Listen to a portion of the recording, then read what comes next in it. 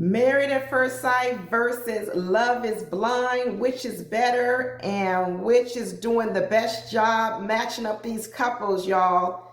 So Love is Blind is about to start up, I think in like a week. I'm definitely going to be reviewing it. I'm going to break it up. I'm not going to binge watch it on Netflix. I'm going to break it up. So I hope you guys are subscribed and you actually tune in for when I start talking about the show in different parts. But today, we're just kind of talking about, the decline of Married at First Sight and with Love is Blind, which one is doing a better job. So I don't know who watches Love is Blind, but Love and Blind tries to concentrate more on compatibility. So what they do is they basically put you in these pods, these rooms, you can't see the other person, and you just spend days on days on days talking to various people, various men. It's almost like, blind dating, but you're not actually seeing the person, right? So you just spend days getting to know the person from the inside, what they're about, what they like. You're talking to them. It's really like old school. I'm old school. I had the dating apps too, but old schools, we used to talk on the phone. You would spend hours on the phone talking to someone. You never really always saw that person. Nowadays, people just, you meet and next thing you know, you out on a date, or, some of these people meet and next thing you know, they in the bedroom.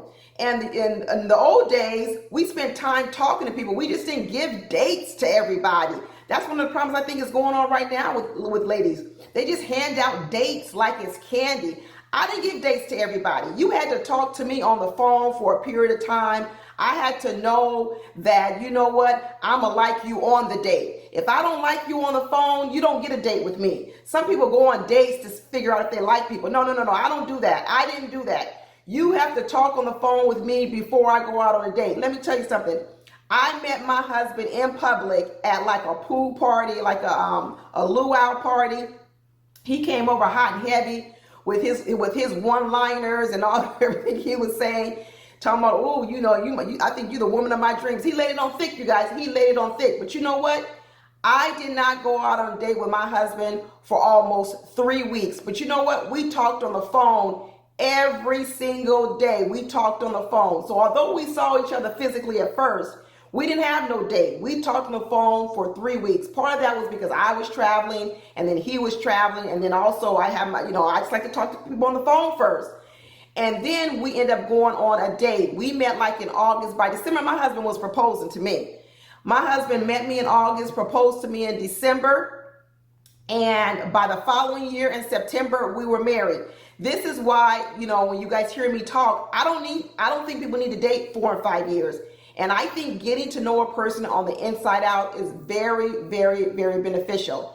Now, what Married at First Sight is having a problem with is they're having experts determine the compatibility. On Love is Blind, the people get to determine whether or not they're compatible or not because they're talking to each other.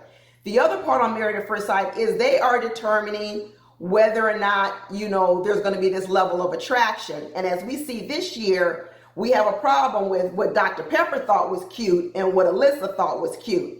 And we're actually seeing this more because I think there used to be a time when women didn't put as much emphasis on physical looks. But nowadays, women are putting as much emphasis on physical looks just as men have done, historically. And so you're seeing a lot more of the Haleys, the Alyssas, where they're not even willing to get to know the guy because they're not sexually attracted to the guy. Do I think that all of this is playing a role in why there are less marriages and less people getting here? Absolutely. I think we've gone to a total visual age with social media and dating apps where people are just making decisions way too much heavily weighted on looks than they did in the past. I always talk about, the whole chain of what needs to happen in sort of getting married. And attraction and lure is definitely needed. I think a lot of women have to figure out what part of the process, the dating process on the marriage, that they're not performing well at. Some women don't perform at different stages of the whole process to get married. I mean, there's lure and attraction is the first part. And after that is able to sustain. And a lot of women don't have the lure and attraction down. And some women have the lure and attraction part right, but they don't have the ability to sustain. And so I think each woman has to look at what part of their game needs to be shored up. And a lot of women, I think they don't have the attraction part down because they don't really know what attracts a guy, and they actually think that it's all physical. And it is physical and a lot of the times, but there's a lot more that layers onto it. That's why sometimes you'll see these women who are very beautiful, but they can't seem to sustain a relationship. And then they'll look at other women who are married and be like, well, I don't know how she got married. She ain't even that cute. Well, that means they're discounting the other elements that are needed in order to close a deal with a man. Now, if you have lure and attraction and you're able to attract men, you're ahead of the pack, because that means you're going to have a lot of people who are coming at you, and you're going to have a lot more men to choose from, which means then you now have to work on how do you sift through those men, how do you keep those men and interested in you, and also figure out the compatibility issues. Some women need to focus on the attraction. They don't even get any offers. They don't even get men who ask them out, ask them on dates. They don't even get men who will approach them. Those women need to start on, working on their lure and attraction. So everybody has parts of the dating process that they can perform better at. And you as an individual, you have to just figure out, where are you going wrong? Is it in the lure? Is it in the attraction? Is it in the ability to sustain? Is it in choosing men? Are you valuing certain characteristics in your in choosing men over other characteristics? Are you choosing men based on short-term things and not long-term things? Because in the end, like I said, our bodies change, our physical parts of us change, and you can't really stake an entire relationship on a physical look of a person. Because let me tell you, the finest man can become ugly, and the man who is average can become fine based on how he treats you or how you feel about him. And when I hear women talk about all the things that they want in marriage, I start to say, I don't understand why you need a fine man to do all those things. If you want to travel and you want a home life and you want an intact family with mother, father, kids, or you want someone to do all these things with, like, where does needing a fine man even play a role in that? When you look at the divorce record out here, I mean, they're not talking about on the divorce paper we say where you write down why you're getting a divorce. There ain't no box for he was cute or she was cute, but she ain't cute no more. The box is checked for irreconcilable differences. And that ain't irreconcilable differences most likely in the looks category. That's irreconcilable differences in compatibility. Because in the end, that is actually what allows you to stay married and keep being married. So it's almost like an inverse sort of relationship. In the beginning, maybe looks is what draws you to a person, what makes you come up to each other and start talking to each other, and what makes you give each other a chance.